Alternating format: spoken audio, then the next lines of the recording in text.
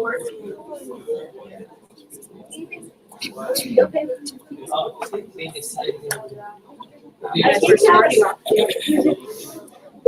had a starting bond,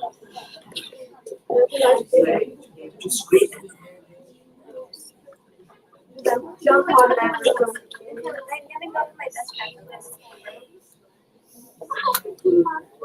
What happened? Wonderful. Good morning, friends, and welcome to the Spirit Society of Virginia. It's so good to be with all of you here today, this beautiful Sunday. We're going to start by reading a message from the book Our Daily Bread, psychographed by the Spirit Emmanuel through the loving hands of the medium Chico Xavier. And the message for us today is number 47. The difficulty of pleasing others. If I were still pleasing man, I would not be a servant of Christ. Paul chapter 1, verse 10.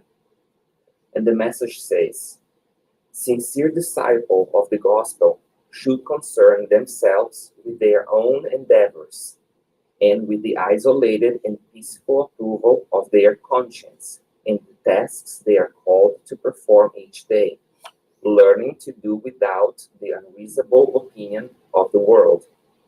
The masses do not know how to display warmth and admiration except toward those who meet their demands and whims. If the conflict characteristic of their spiritual progress, In the conflict characteristic of their spiritual progress, faithful disciples of Jesus will be a different type of worker that the masses in their instinctive impulses will not be able to understand. Messengers of the glad tidings who should concern about how the world regards them will reveal how much inexperience in the lack of watchfulness. When they find themselves in material prosperity, in which the masters grants them more precise comfort, neighbors will maliciously inquire as to the cause of their consecutive successes. On the other hand, when they encounter poverty and difficulties, people will attribute these problematic experiences to supposed defections from the sublime ideals they have espoused. It is indispensable to labor on behalf of others as someone who is aware that the whole work belongs to Jesus Christ. The world will eventually understand the great efforts of sincere servants, but perhaps at another time when its evolutionary ascensions enable it to. On many occasions, popular opinions are a noisy group of children who cannot stand highly inspired teachers on the subject of order and progress, work and achievement. Therefore, may sincere workers of the Christ strive without being concerned with the faulty judgments of others. Jesus knows the good worker, and that is enough.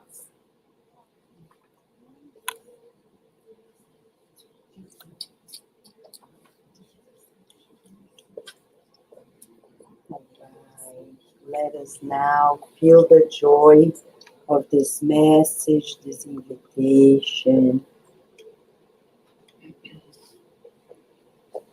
Feel the embrace of the loving and kind spirit doctors, nurses, and therapists.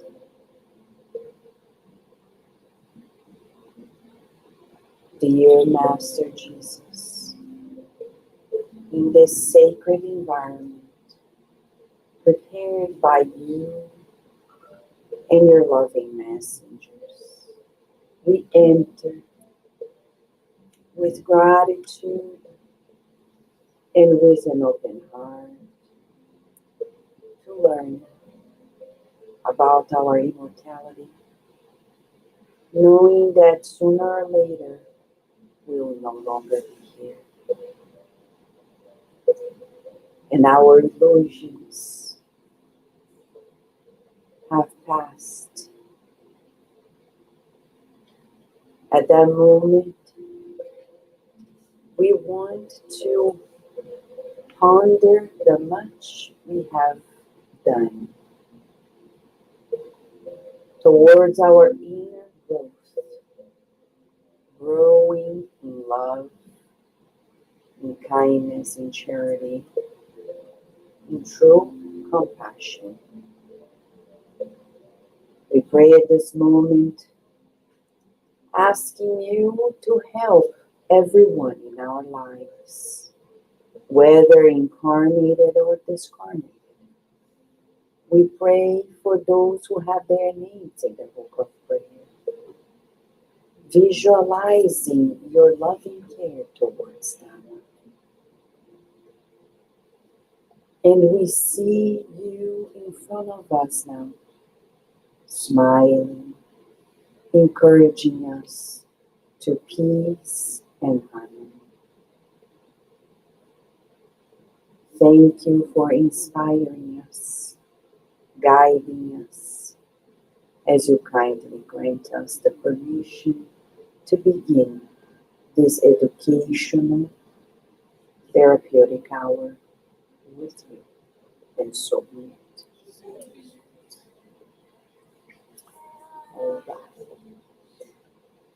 All right, friends. So we have much to learn today. And today we're going to learn, as Felipe showed to us in this message by Emmanuel, it's about our relationships, right? How important relationships are in our lives. We think it's important to go to school and get a good grade. Yes, it is. But that's not the only thing. We need also to learn to respect our friends, to love our friends, to respect the teachers, to love the teachers. When we go to work, we think that project is our signature. It's our relationship with co-workers.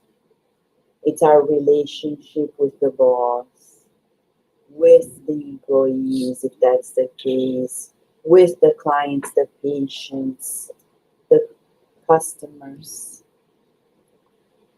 So when we go to the supermarket, we think, oh, I have to go there and have a list. The goal is, when we drive safely. Because there are people who are driving crazily nowadays. Have you noticed? Mamma mia, people are like, what is this? Dangerous roads. So we pray, Chico Xavier, he used a technique whenever, because he saw spirits all the time, unlike many of us, he used to see them all the time. So he saw, people want to see spirits? I don't think so, because it's going to be Halloween every day. Without the candy. Now you imagine, Halloween without the candy, not good, right? So, thank God we don't see everything, because if we saw Mamma Mia, it would be a horror movie.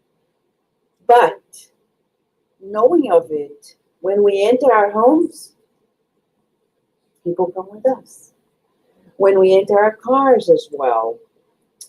So he used to say, he entered the car, he used to say, let's do the majority of the good. That's what he used to say. In Portuguese, a maioria do bem. Enter the car and say, may everyone who's in this car steaming up with the good. So entering the car with anger, sadness, disappointment, everything, is attracting accident. Of course, if accidents happen, they happen. No feel guilty. But to prevent, we need to do our share. And in the roads, the streets, there are good spirits always prepared to help us. So, a technique that we also use, since Virginia was a baby, was to look at the other drivers while we're driving or in the car and saying, you are, Carol, Light, peace, and Joy joy of of living. Your light, your peace, your joy of living, right, Virginia? Your light, your peace, your joy of living. So we are giving to others, hoping that people, when they drive, they go to their destination in peace, without an atomic bomb to be exploded in their family or at work with their feelings. So that's way we can manage our feelings, get into the car and be at peace, in the bus, in the metro, in the airplanes. It's a zoo nowadays in the planes, right? So we need to organize that zoo with our contribution, right? So, talking about this, we'll learn more. We'll stop here. So, what did Chico Xavier trivia? What did Chico Xavier used to say when he got into the car? Let's do the again and again. Let's do the majority of Boom. the good. We learned it. We're good. Oh, who is there? Let's go, friends. Let's go. Oh my God, it's about me to go for. Okay, fine, let's go.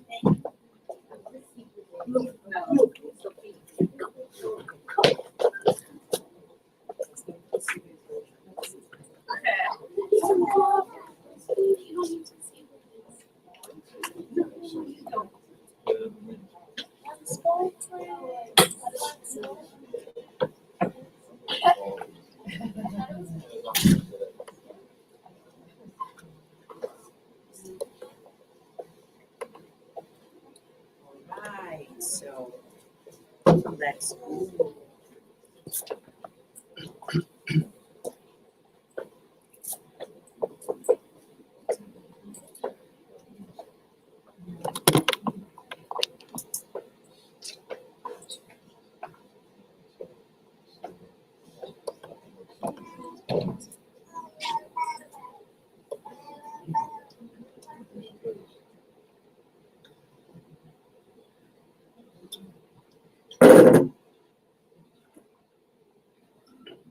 Okay, friends, good morning. So today we're gonna go on a journey, and today we're gonna go on a journey about equality. We have been studying inside in earlier this year with the children and the teens about the different laws of God. And we did this in a very interactive way, in like a trivia. And that's exactly what we'll do today. Don't worry, there will be no test at the end. We love tests, we teachers, but not today. But we'll have a Q&A for us. So we can go on this learning journey together. So before we dive deeper in this topic, let us look at this book. I'm gonna get the book so we can see. Doesn't bite. It's big, right? But this book is the guidelines of our lives. So the first trivia question for us today is, do we know the laws of God in our lives? Because we're here in this life reincarnated, we need to have a direction. It's like we go to school, we have a curriculum, right? Right, Livia? Livia is saying, yes, I reincarnated to learn, right, Livia? Yes, Livia's on it. So, like Livia, we're here to learn. But there are laws that we need to follow. And if we wanted to succeed, do you guys want to know what those laws are? Do, right? We want to know. So we go to the third part of this book. Third part right here, natural laws or divine laws. Kardec said, he asked the spirits, but are not the divine laws in our conscience?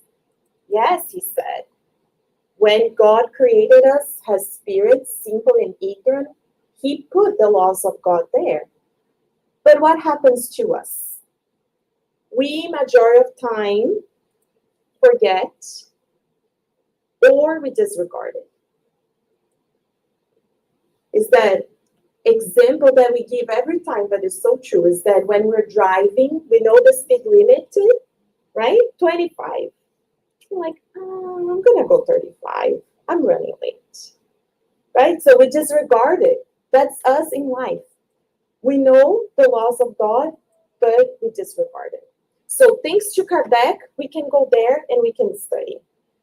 There are 10 laws, starting with the law of worship, God above all things. So today we're going to be learning together about the law of equality. We talk so much nowadays about equal rights, right? So that's why what we see in the world is just a reflection of what has already been brought to us more than 160 years earlier. But the laws of God has been always with us. Kardec only compiled it in a didactic way so we can study. Jesus, as our guide and model, he came to exemplify the law of God. So he lived it. And we know because Jesus treated everyone the same. There were no, oh, I would give a special treatment because he is the Pharisee, or he or she has this or that social position, or is from this and that race. Jesus treated everyone the same. So don't be afraid of go to the Spirit's book, download it. I have on my phone. Go to Kindle, Apple Book, whatever you use. And then you can read. You're there waiting in the doctor's office. Open. Read a question. Do humans act with free will? Okay, I want to know about free will, and then we read it. So this book is our guidelines. So we will start our journey like we did with the children, with questions for us. First question, Kardec asked, are all people equal before God? Does God place favorites? He says, oh, that person, they're so beautiful and nice. Let me give them a special treatment. No, that person, they're gonna suffer. A lot of people think about God in that way still. Sitting on a throne, saying this, that, and the other. But that we can rule out because great news for us, people are all equal before God. He made these beautiful divine laws for everyone. So everyone is in the same curriculum of life. Wonderful. So in the eyes of God, there are no favorites. There's not a reason why this person have this thing or that person has that thing, as we'll see. There's always a reason for everything. But God is never punishing us. He loves us the same. So much so that he already see each one of us already there. He doesn't see us as lacking anything. It's like the seed, right? Planting a tree. Everything that the tree needs is there. Of course, it needs the soil, it needs the water, but the potential for that tree is already in the seed. And that's us. God sees our beautiful potential. So the question for us is, God loves us the same. God sees us the same. How about we? Do we feel equal to others? Because it's not about the other person, it's about us. Do we feel equal to others? We asked this question to the children inside, and it was interesting, very surprising. None of them said that they feel equal. So you don't need to answer it out loud, but we can imagine why. Because we hope we feel equal, but majority of the time, we either feel superior or inferior to others. Let us give examples, because we need to bring it closer to us. This is not to make us feel guilty. It's an opportunity for all of us, and I'm learning as well, for us to look at ourselves in our lives and determine where we are. Because for us to achieve this harmony, we need to have this feeling of equality. Equality is not going to manifest in our society if we don't feel equal to one another. But what happens? Someone comes to us and say, look, I am traveling to the beautiful place, to the Maldives. Oh, yes, I have this vacation coming up. And then what happens? How do we feel? We might feel happy for them, but deep inside we are like, oh,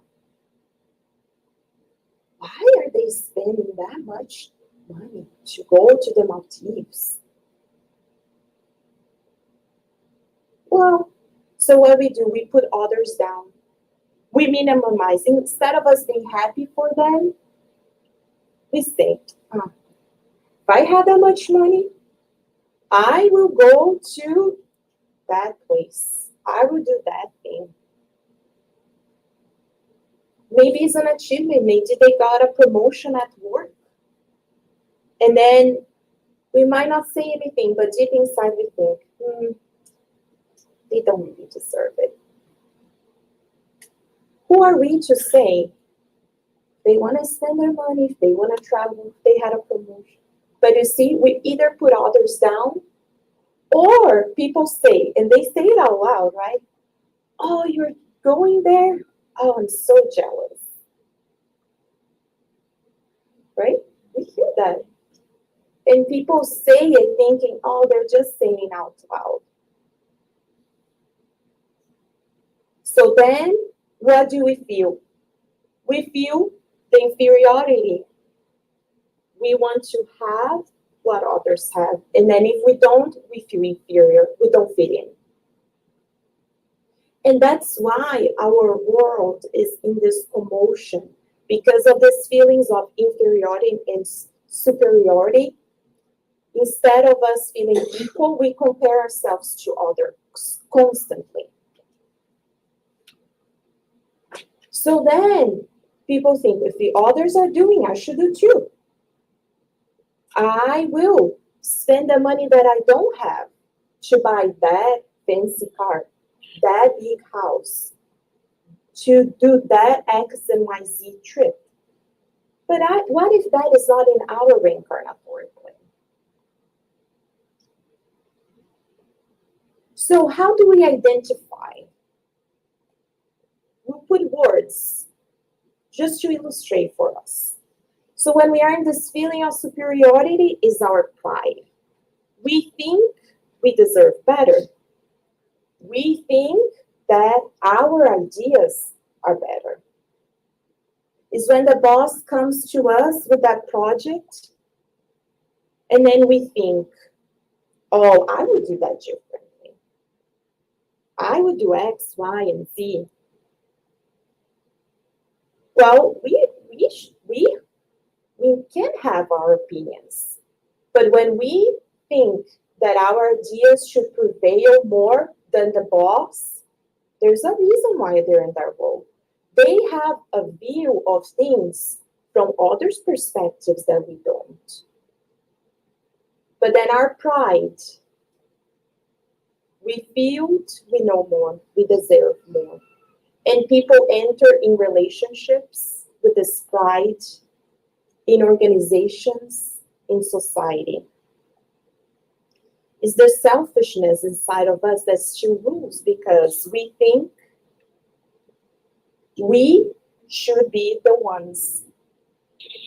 We should be thinking about ourselves. And society says, think about yourself. You deserve better. But Spiritism comes to show to us that we are all the same. If we want to live in harmony,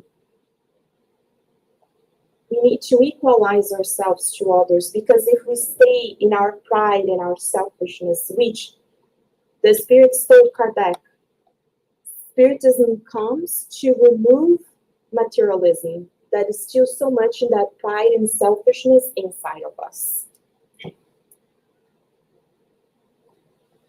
It's when we have our vanity and we think we'll only be accepted when we look a certain way, we have a certain title or a certain position or a certain financial status.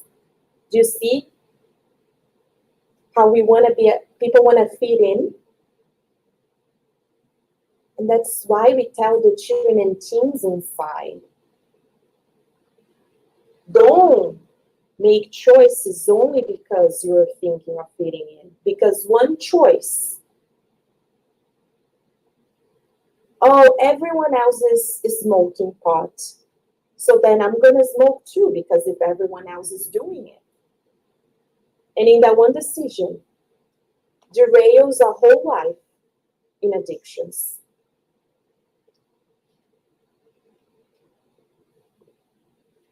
So let us identify where is still inside of us, we are still in this superiority. When we enter organizations or in our works in the spirit centers, at home, and we think our ideas are better. People need to fulfill our ideas because what I think it's better. And that's how relationships derail, because we're still in this push and pull. But what is the other side of the coin? When we feel inferior, that's when envy comes in, jealousy. So interesting, I was reading the difference between envy and jealousy, and they say, envy is when someone has something and then we want what others have. So we want the promotion, we want the family that others have, we want the position, the social status, the fame. And jealousy, it's when we are afraid that what we have, people will come and take away. So we see jealousies in relationships, right? Oh, my family, my friend. And then we have a group of friends, and we're jealous because maybe one of the friends have a different relationship with one of the other friends. Maybe they're closer, but we're jealous. We want the same. But if we feel equal, Jesus never played favorites. Jesus never thought, well, that disciple, it's more friends with that person. Never felt jealous. And again, in our relationships in life, they're never going to be in harmony. Because we're going to be always thinking inferior. If we feel the same, we're like, great. They're friends, they're talking. Wonderful. We're all friends together. There's no difference here. There's no need for me to feel inferior. But that's what, and then what we do, we start the gossiping. We start the betrayals because of envy and jealousy. And the worst of it is the spite. The spite is when we turn that envy and jealous into that anger, and then we say things or do things to hurt others on purpose. It's when we know that family member doesn't like or doesn't appreciate if we say something or if we do something.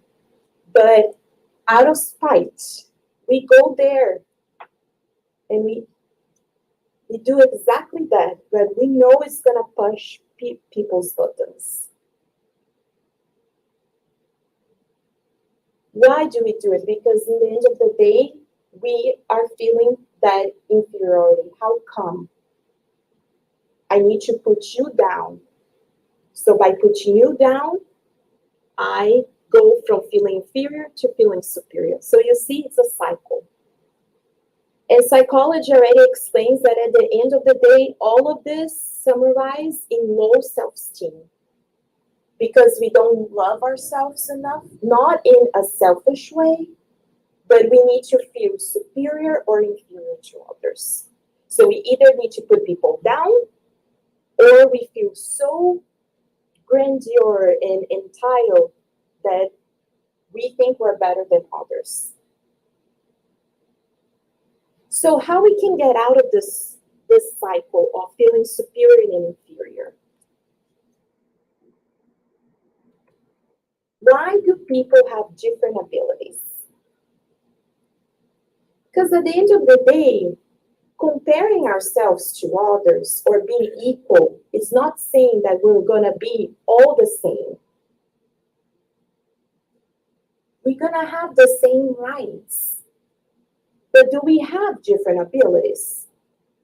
Why do the dog is the dog and the cat is the cat?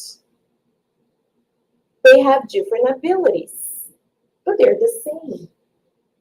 They're loved the same by God. So why do we have different abilities? Kardec brings to us this, or the spirits. God created all of us the same, but some spirits lived longer than others. So they have different abilities. So when we see someone that is very patient, do we think they were born that way? All of a sudden they wake up and they're super patient. No, it's because they constructed it through many lives. It's when we see maybe a mother and a son, or a couple, or a group of friends, and they get along so well. Well, that relationship was not built out of the blue. And Spiritism explains we come from many lives. So from many lives, we have been in those relationships. So that's when we understand that comparing ourselves to others is never going to succeed. Because we have different experiences, we live different lives. Great, we have different abilities. We see, for example, Akiane, we show the paintings of Jesus, and who doesn't know her can Google her afterwards. She is this young girl that from a very young age, I think she was 4 years old when she painted the first portrait of Jesus, and her family was not religious at all.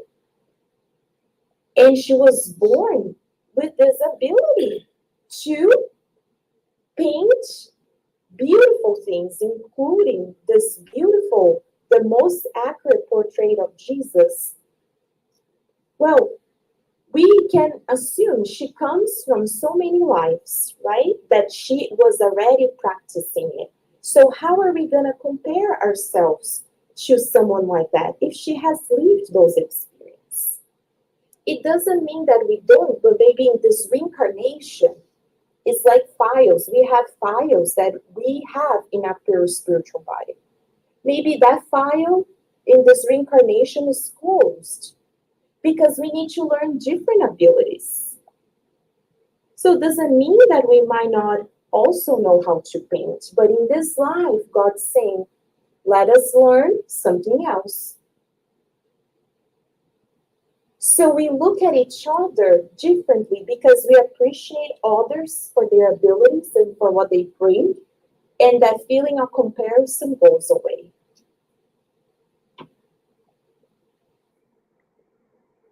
So then, it's to Kardec, people ask, but how about wealth and poverty? Why some people are born in a certain conditions of wealth and others are born in poverty? If God loves us the same and create all of us equals, what do people ask that? Good. Do you see how it's beautiful to study these books? The questions that we have are here. Kardec asked. Okay, if we see through the eyes of one life, we're not going to be able to answer these questions. But thanks to Spiritism, we know we come from many different lives. So we need experiences, first and foremost, in wealth and in poverty. Because in those experiences, we will learn different things. But the Spirits answer Kardec, is this a test that we have to go through? And he says, yes, it is a test. It's like going to school and you have to go through the curriculum of wealth and poverty and pass the test to go to the next level. So they are tests of life. Why? Because in those roles, in those lives, we will learn different things. What are they? Wealth tests our selfishness and our pride. So true, right? We see those that are great. There are people that are very rich that are doing wonderful works, for sure. But we can turn on our phones and go and look at people with fame, and we can clearly see. Why? Because once we have the wealth, it feeds that pride and selfishness inside of us. Because now we feel powerful, we can buy whatever we like, we can do whatever we like. So it is a test. What is the test? Is that we have maybe the socioeconomic position and status, but we do what? Instead of thinking only about ourselves, we use that to help others, to think of others. Why? Going back to the law of equality. We're all equal. God doesn't play favorites. God is saying, I give you this opportunity in this life so you can multiply the good. But how about us? We might not feel that we are wealthy. But let's take a step back. We live in one of the richest nations in the world. In Northern Virginia, Maryland, D.C., richest counties in the United States of America. We might not think that we're wealthy, but we're very wealthy. Because we're probably the 0.0001% compared to the rest of the world. So we are probably also going through that test. And it's not only about giving money, it's giving about ourselves.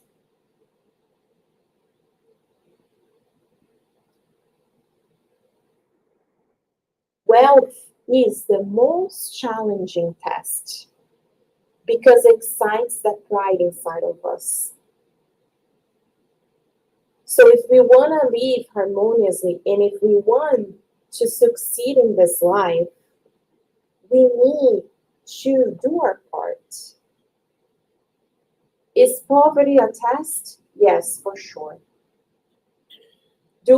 Why? Because it builds on us that resilience and that patience. To understand that it's not because I have less money in my bank account or a smaller house or a simple car, or if I need to take public transportation, I am less than others. And we might fluctuate. We might come in a wealthy family, we might experience poverty, we might go back to having a better financial status. So in a life, we might go through both of these tests, which is great because it's building on us that resilience. It's giving that curriculum of life for us to succeed.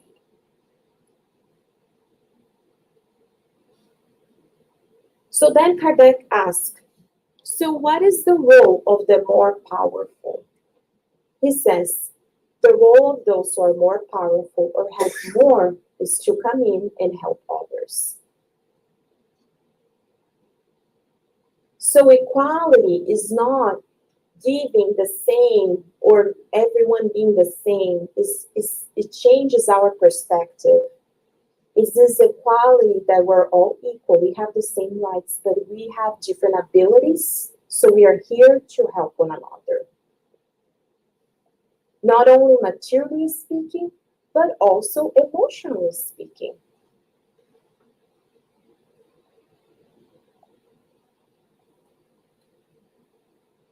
So then what happens to those who oppress others? What happens if we don't do our share? And we use, if it is our socioeconomic status, our race, our culture, to put others down? What happens to us?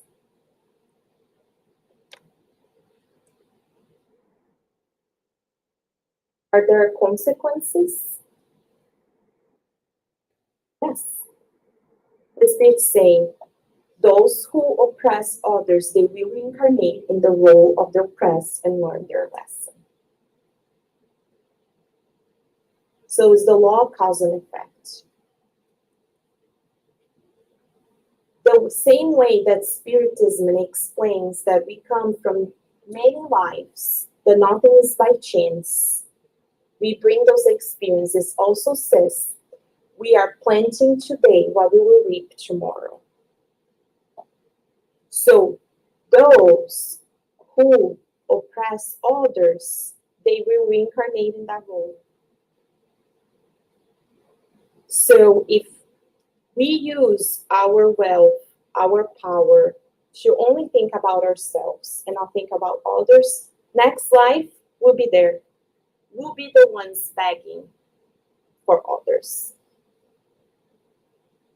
Today we might drive in the streets and see someone asking for money, and we might think, look at them.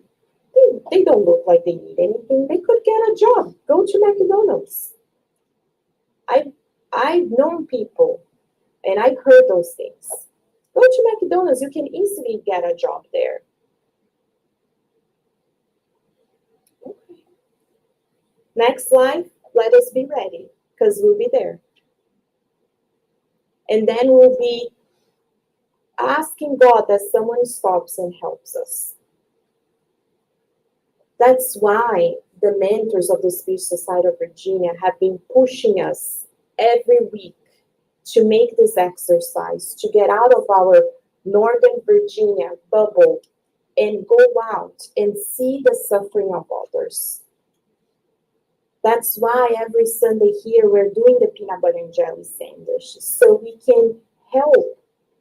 And if you want to help, volunteer. Go to the shelter, deliver the sandwiches. Do you think the shelter is in an area that is very run down and far away? No. The shelter that we deliver the sandwich on Sundays is in Reston. If you know the area, Reston, very wealthy area. They have a beautiful town center. expensive stores, all the beautiful restaurants. A block away is the shelter. And just to drive there to deliver the sandwiches, you don't even need to go in. If you go in, you'll be shocked.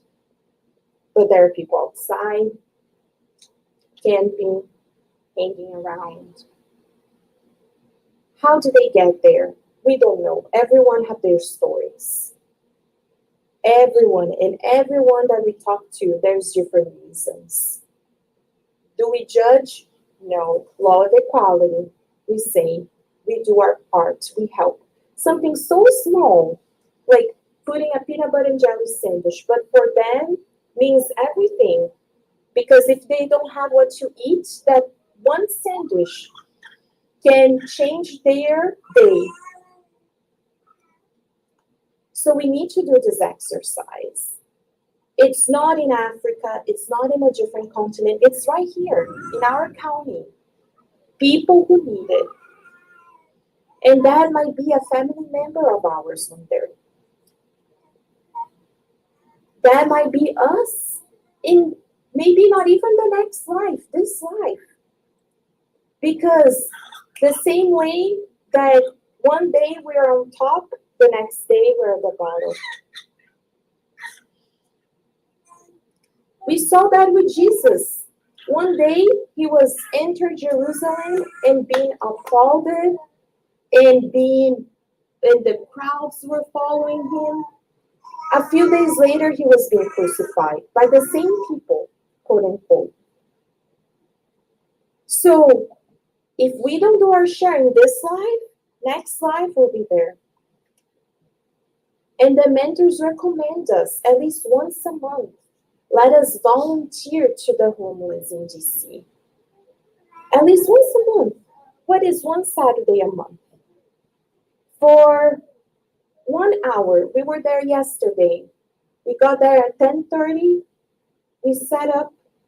There were so many people in the park that by the time we set up the tables, the line was already going around. By 11:40, I was inside my car to leave. But people come and they're so grateful. And it's so beautiful because it's in those exchanges that you see the faith that people have. You ask them, how are you doing? We cannot imagine. We don't know where they are living, but we imagine if they are there getting the food, it's because they need it. How come they would be there? But they say, oh, I had a great week. Oh, thanks to God, I'm here today. And their faith is shocking. And we have one tiny thing that happens in our days that changes our course. And we say, oh, my day is already ruined. So that's why we need to get out of our bubble and see the suffering of others. There's no way for us to get out of that selfishness and pride inside of us if we don't do this exercise. But it starts where? It starts at home. Because it doesn't matter if we go every Saturday to the homeless service in DC. If it's in our families, we are in that superiority and inferiority cycle.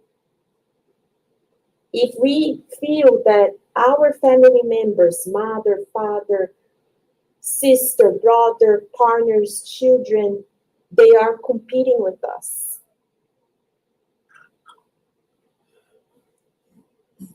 So that's when we practice these equalities, starting at home, pacifying. There's no way for us to compete. This is not a race that is who will win. The race that we're in is with ourselves. Because the only race that we have is with our selfishness and pride inside of us. If we compare ourselves to others, those that we think are not doing well today, one day they might shift, turn their lives around, like Paul of Tarsus we've been studying on Friday. Not only succeed but surpass us in ways unimaginable.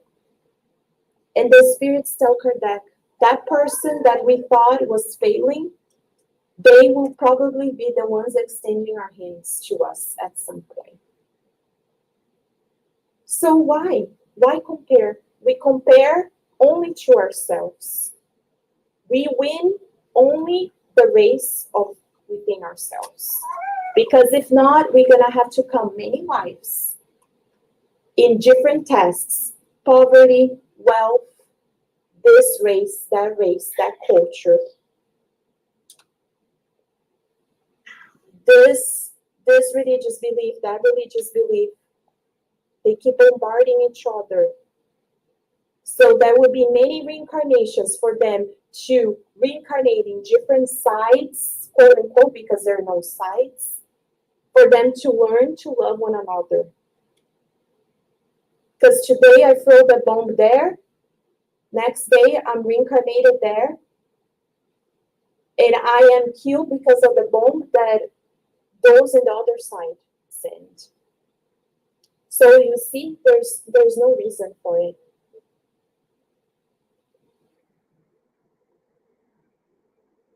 So then we get to think one of the biggest questions in our societies right now.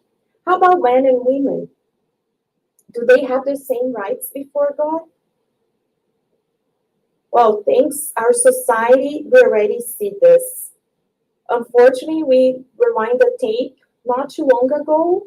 Things were very different. Women couldn't vote. Women couldn't have certain positions. Women could not even work.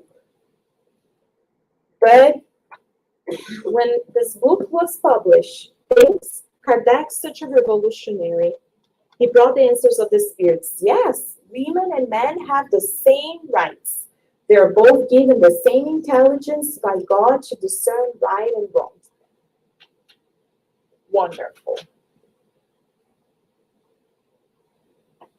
But there is something else. The Spiritist comes and clarifies. Okay, equal rights. But do they have the same role in the society? And then Spiritism comes and says, no, equal rights, yes, but women have their role, men have their role. That's why they were reincarnated in the body of a woman, they were reincarnated in the body of a man. So they have different roles in society, but equal rights. Different aptitudes and abilities has bestowed. Women usually is the more caring, more loving, right? The heart. Men usually have more of the rational thinking, the protective instinct. So it's not about the role of men and women, but the masculinity and femininity inside of us. One day we'll be like Jesus, the perfect balance. Strong, very firm, but also loving, kind. And then comes an unprecedented question for us, at least for me. Is the role of women more important than the role of men? This is not a feminist statement, okay, friends? We're just the messengers, okay? Kardec, a man, brought this to us, okay? He asked. The Spirit said, yes, the role of women is greater because women give men the first notions of life. Only women can carry a baby. Without women, this role of reincarnation wouldn't be possible. Yes, men have their role for sure. But answers of the spirits, women roles are more important than men. That's why our society is so interesting. Because women get pregnant and what happens? Instead of society embracing them and helping, what do as a society? We push them aside. If there is a lag in their curriculum because they made the decision to take care of their family and be at home, they are looked down.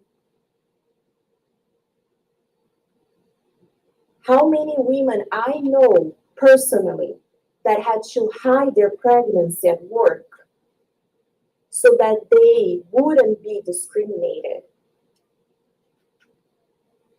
At least at one stage, they couldn't hide anymore, but they were afraid to tell their superiors because they would not be given the same opportunities in the project.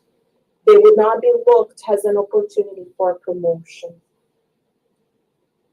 So do we see how we're so far away?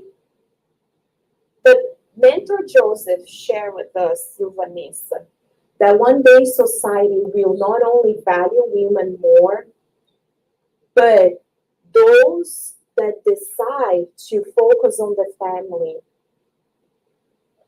the country, the society will remunerate them even higher than men.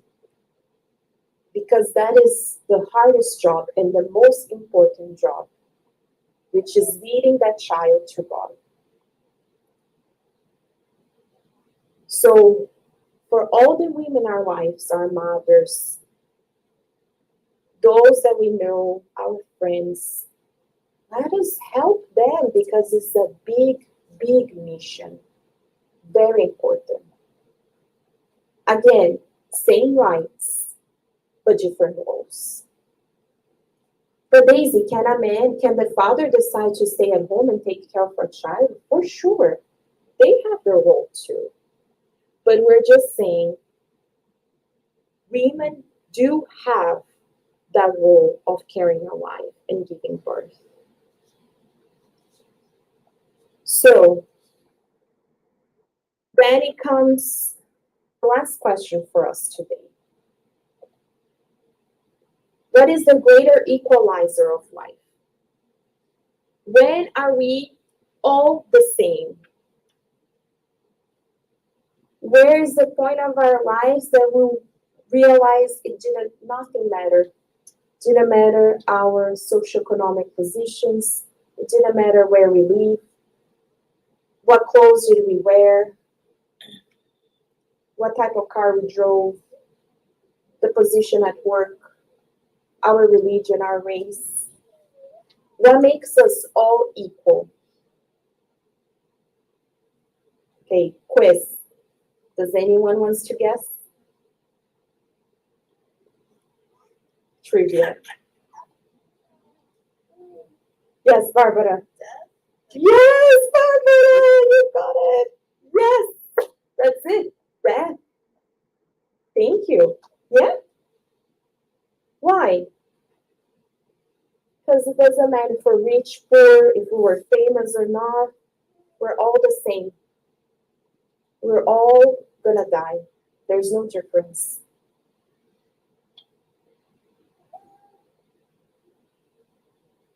But why it will matter? It will matter not what we have, but what we did, what is inside of us. At death, it doesn't matter where we are. We'll be alone with ourselves. Quote unquote, we know we're not alone in terms that we receive so much spiritual help. But in terms of, I read this the other day, we're born naked and by ourselves, and we die the same. So this physical body doesn't matter. This personality, this life I'm Daisy, the next life, I don't know who I will be. But it matters, friends. It's not what we do, but how we do it.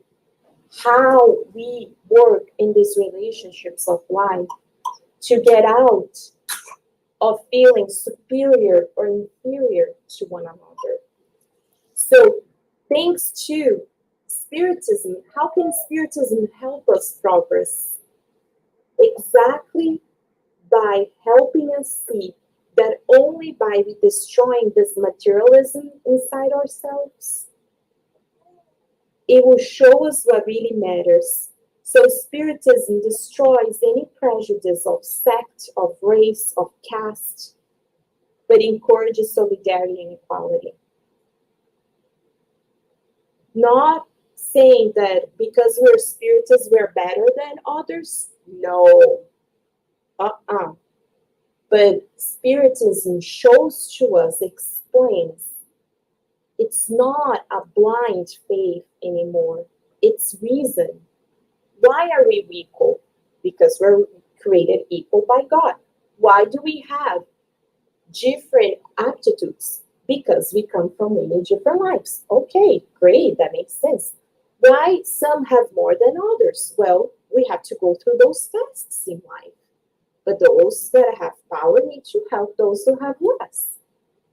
So then we put the puzzle together. And we're like, okay, now I see.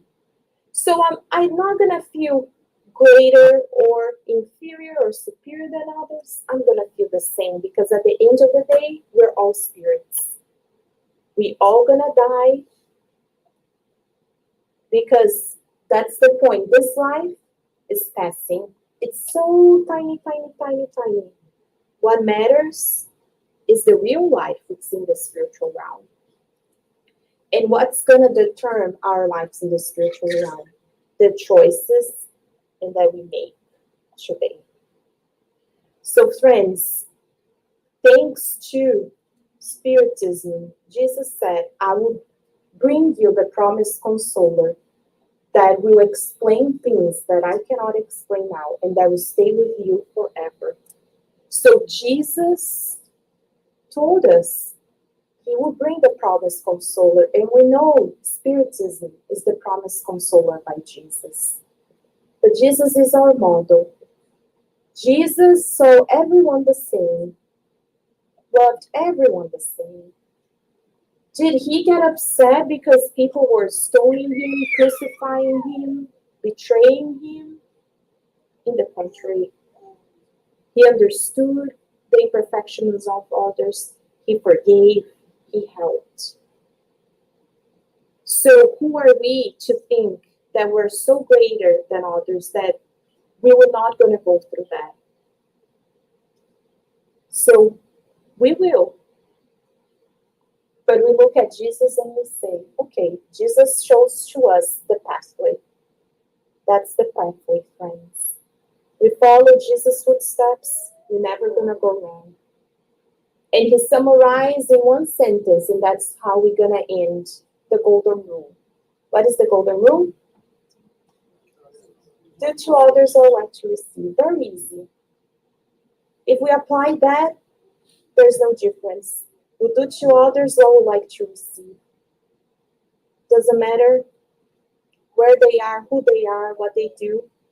If we apply that, we're gonna live harmoniously for sure. So let us reflect on this. Let us continue looking at Jesus and reflecting as we prepare ourselves for the passes. Okay?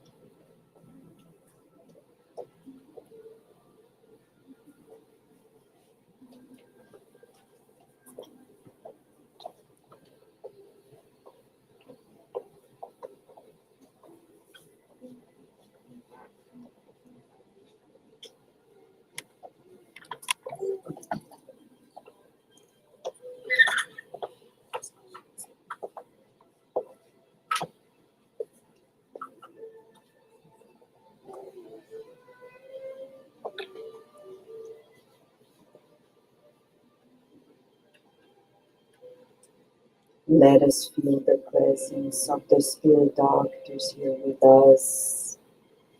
And let us help them by helping one another, visualizing this room full of loving light, molecules that we breathe, and they permeate our minds and bodies, bringing new life. Let us feel the joy of this moment as the spirit doctors care for us in our very needs.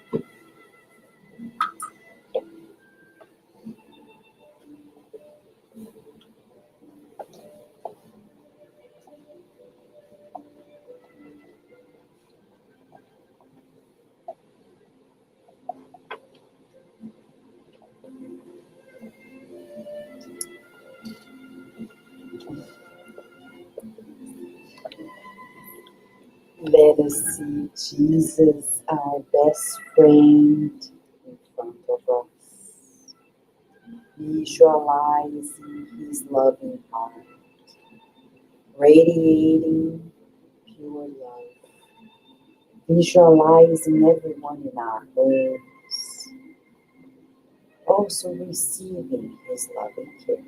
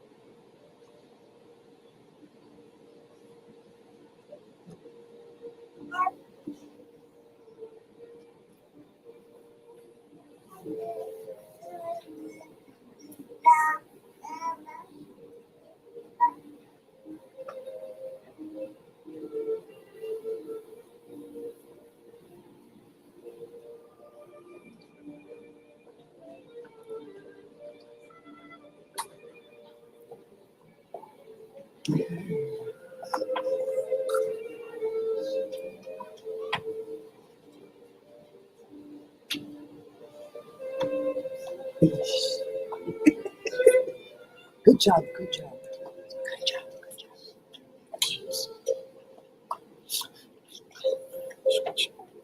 It's so beautiful.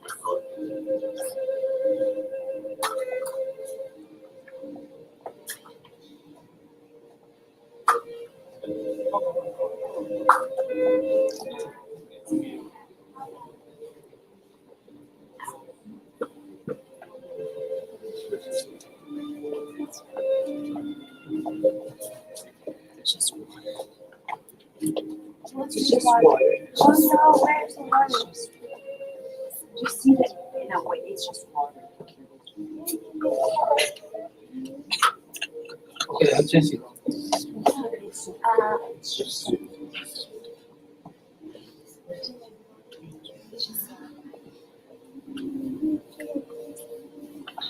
I'm cutting off my hands. Deep breathing. Can't perceive. Because otherwise you can't perceive it. Let's look at Jesus, our best friend. He knows exactly why we reincarnated. He wants to help us, revitalizing ourselves, making us feel His loving presence. Let us breathe in and out and receive His loving embrace as He strengthens us, protects us, share His divine love with us.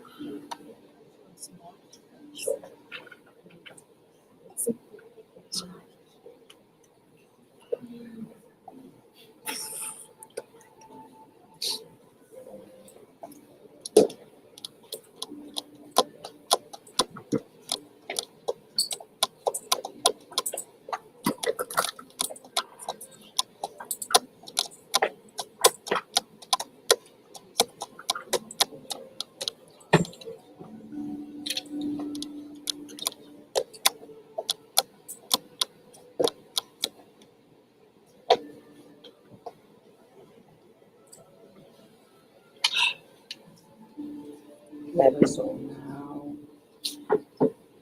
help one another, friends. This is also charity. To feel that from our hearts we are also giving of the much we have received. Visualizing this partnership with God in which we are partaking in the building of a better world. Visualize peace on earth, peace inside of us, calm, deep surrender to God's designs.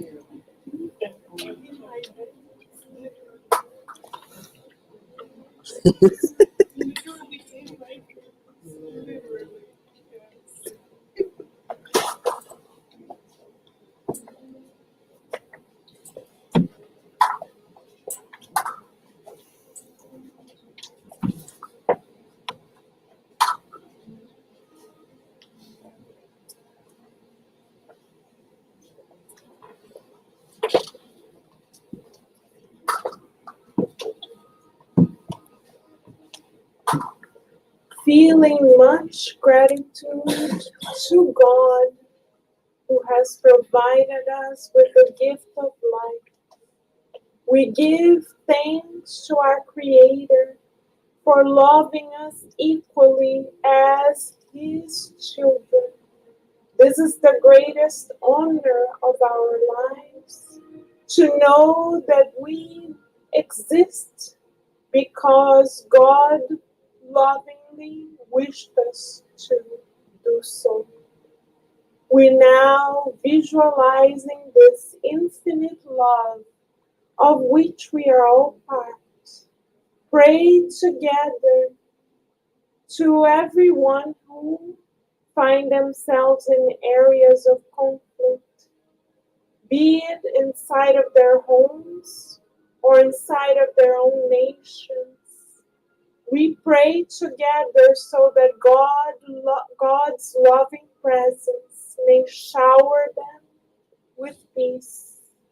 We also pray for our brothers and sisters in both realms who find themselves either superior or inferior to the designs of God and give away to addictions of slander, gossiping, and of creating problems for the works of the good.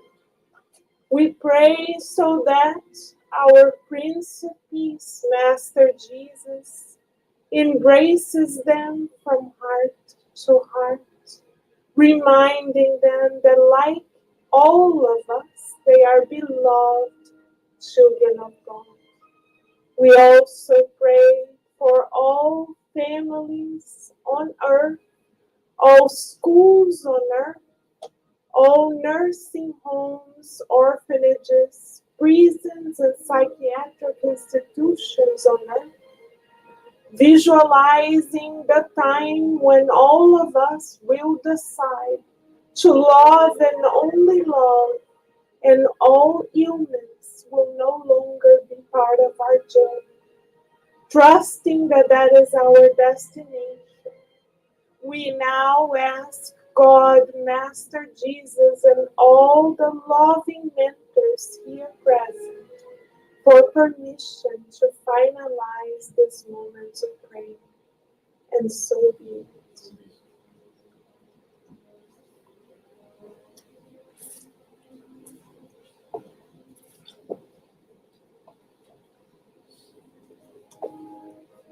All right. So, friends,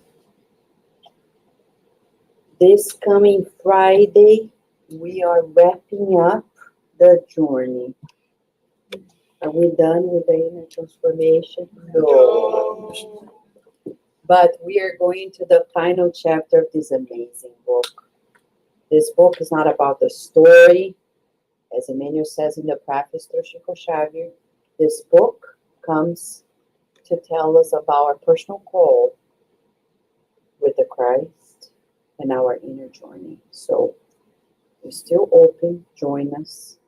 And November, we're going to have the course Spiritus 101. December, we're going to do a short crash course on the book Good News. And then January 25th, Reincarnation 101. And then February 25th, we're going to finally go back to the second workbook of the roadmap, the Spiritus Science. So if you're interested, you're welcome to come on Fridays at 7 p.m. When we say registration required, just means that because this is a dynamic course, it's not like it's going to have activities. It's that only those who participate will be able to engage. Other people can come and listen. That's okay. But if you want to talk, ask questions, and participate, do the activities, we have to be registered. All right? So talk to us if you have any questions, if you want to know more. And as Daisy always explains to us, we also have opportunities to serve others who are not privileged. Do you guys agree? In Northern Virginia, we're so privileged. We live in a bubble. It's a super bubble, right? Super bubble. Because we barely see those who are in need. I know we see beggar here and there, but not that much. And we go home with the illusion that life is so easy and good, but it's not. If you go to nearby nursing homes, shelters, we'll see that there are people who are struggling. You see, everything's so expensive nowadays. Inflation exists. You go to do grocery shopping, easily you spend $100. Who has $100 every time they do grocery shopping? Not everybody does. So we need to help. The SSVA has been doing this task force for more than a decade. We are here for 17 years, but we have been doing these efforts in DC for about a decade, and you are invited to join us. We have a list there, the pink, purple list is there. And the good spirits in the mediumistic meeting, they said, if we come, we have to at least once a month join forces with the team, go to DC, to the McPherson Square at 10:30 a.m. on Saturday, at least once a month. Go there and see how life is very different, and it's just around the corner. If you hear their stories, it's very different. And to go from where we are to homelessness, it takes just one bad move or one decision from on high to say, it's your turn to experience something else. And that's how it is. So we need to serve, and it's so fast, right? You were there yesterday, 30 minutes, 30, 40 minutes, you're done. Hundreds of people are there. And what we serve, friends, when people come to us and say, oh, but you're just enabling them. Mm-mm-mm. When we go there, the food is an excuse. When we give them the affirmations that you guys receive here, they receive that too, right, John? They love it, right? Love the affirmation. They love the Hardly affirmation, has maybe 10 or 11 people who don't take it out of 100. right? And the food is an excuse for us to send our love. And then when we come back, believe it or not, many of the obsessors, the bad spirits that are around them come in the mediumistic meetings. They are counseled, and then they can get better. Previously, we used to be at the Franklin Park. Franklin Park, which is like a block away, used to be ran down. We were there for quite a while. Until the good spirit said, it's going to change. They were taking away the settlements that happened in the spiritual realm. When they were done, the city was able to remodel the park. No homelessness there now. Mhm. The good spirits, they operate. That's why we have a prayer table there too, right? Those who stay at the prayer table, you know. They love praying, right, Carol? They do, absolutely. They tell their They stories. tell their stories, they cry, They they cry. ask for hugs. They ask for hugs. So when we are there, the food is an excuse just to be in this relationship. Okay? But there are rules, and only those who come to the center can be, even if you come once, twice, every now and then, and you understand the spiritist concepts, we can team up. We ask that everybody dress up with a t-shirt, the SSVA, because when they see this SSVA, they're like, oh, you guys, they already know, right? Oh, yes. Right? They know, right, friends? They know, and they say, oh, because we said, we take our time, we put flowers. They want the flowers. So they want the flowers. When we say we can't, because it's for everybody. But that's how it is, okay? So you're invited to join. And we're doing our drives now. We have a relationship with some schools that are Title I. Last week, we were able to deliver some of your donations. There are kids who are underprivileged. Parents are working full time. They don't have food. So if you bring perishable food, we have a flyer over there. If you are in the community at WhatsApp, the flyer's there. Bring it, and also reusable water bottle. Because you know, when kids go to school, they need to drink water, but they don't have money to buy this. So when we donate, they can drink water all day long. All right? Because they have ways to refill at school. Okay, the flyer's here for you guys. And if remember, the focus is always here. If you need help, remember That's why we're here. We are never in a rush to go back home. So if you need to talk to us, we are here. Talk with us. Because if you need spiritual help, we'll be here to support you as well. Okay? And now we're inviting you for another service. We never stop. Because there is a nearby shelter in Reston, and they need peanut butter jelly sandwiches. I know it seems like how come they don't have it? Last week when we delivered, right? They were like the week before. Last week you did, right? They need it. They're so happy to receive it, right? Because the people who are there, they need a quick snack, and they don't have it. So we need today 16 volunteers to go outside by the tables, 4 teams to work as a team. Remember, team is like this, 4 teams, one side of the table. I do peanut butter jelly.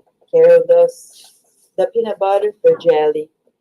Daisy will do the bagging. Camila does the taping. And then Felipe puts in the box. This work effort is training us to become pure spirit one day. Okay?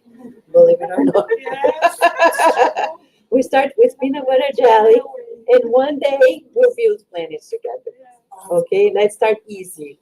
Peanut butter jelly first. Thank you, friends. You have any questions? We're here.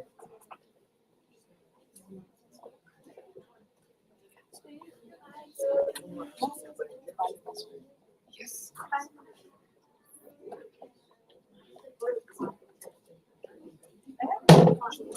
There's a lot of,